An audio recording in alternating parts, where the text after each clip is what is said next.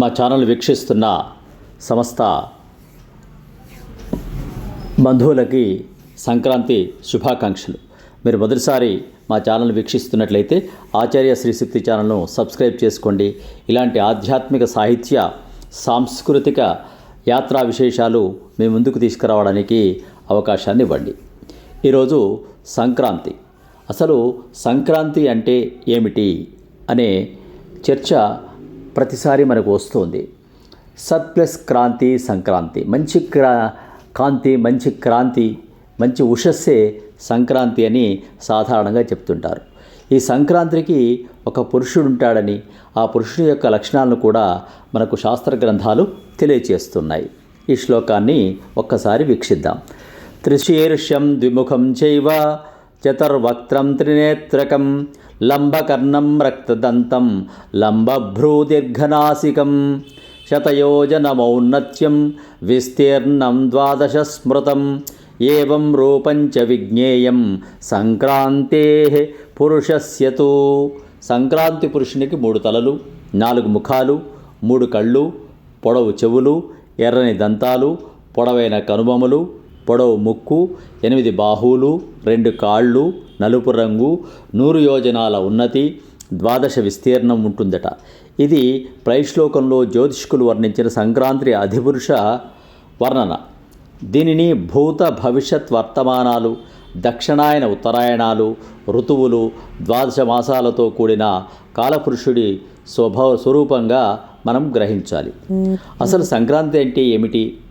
సూర్యుడు మేషరాశి మొదలు 12 రాశులలో అంటే 12 రాశుల్లో క్రమంగా సంచరిస్తూ ఒక రాశి నుండి మరొక రాశిలోకి సంక్రమించడాన్ని, ప్రవేశించడాన్ని సంక్రాంతి అంటారు.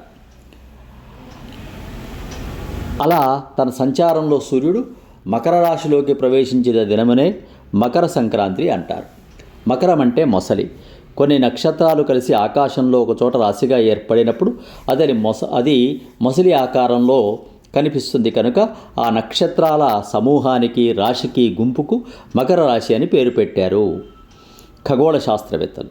ఇట్లే మీన, మేషాది ఇతర రాశులు దక్షిణం నుండి ఉత్తర దిశగా సూర్యగమనం ప్రారంభమైన రోజు సంక్రాంతి.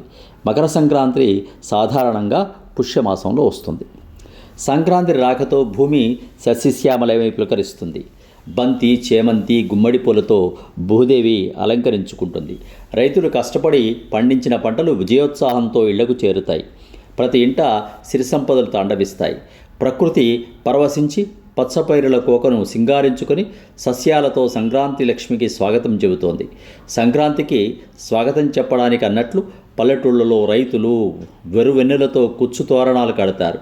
వాటి మీద పిచ్చుకలు, పక్షులు ఆనందంతో కిలకిలా రవాలు చేస్తాయి. జంగమ దేవరలు, శంఖనాదాలు, భక్తుల నగర సంకీర్తనలు, సాతాని జీయర్ హరిదాసుల మేలుకొలుపులు, పాటలు, ఇళ్ల ముందు అందమైన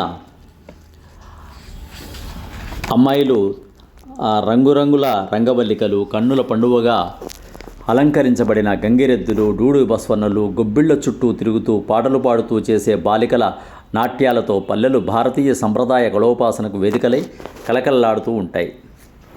సూర్యరథాన్ని సూచిస్తూ ముగ్గుల రథాలు ముంగిళ్ల ముందు మురిపిస్తూ ఉంటాయి. ఎడ్లు, గొర్రెపెట్టోళ్ళు, కోడిపందాలతో గ్రామసీమలు వీర ఉత్సాహంతో వరకలేస్తుంటాయి.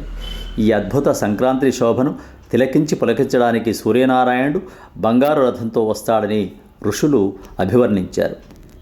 శ్రీ మహావిష్ణువు త్రివిక్రమావతారంలో బలిచక్రవర్తి శిరస్సు మీద తన 3వ అడుగు పెట్టి భూమి ఆకాశాలు కొలిచిన రోజు కనుక సంక్రాంతి పండుగను 3 రోజులు చేయడం ఆచారమైంది. అదే భోగి, సంక్రాంతి, కనుమ. ఈ మాసంలో మన గోదాదేవి 30 పాశురాలు పాడి రంగనాథుల్లో ఐక్యమైనటువంటి సన్నివేశాన్ని కూడా మనం నిన్న భోగి రోజు తెలుసుకున్నాం.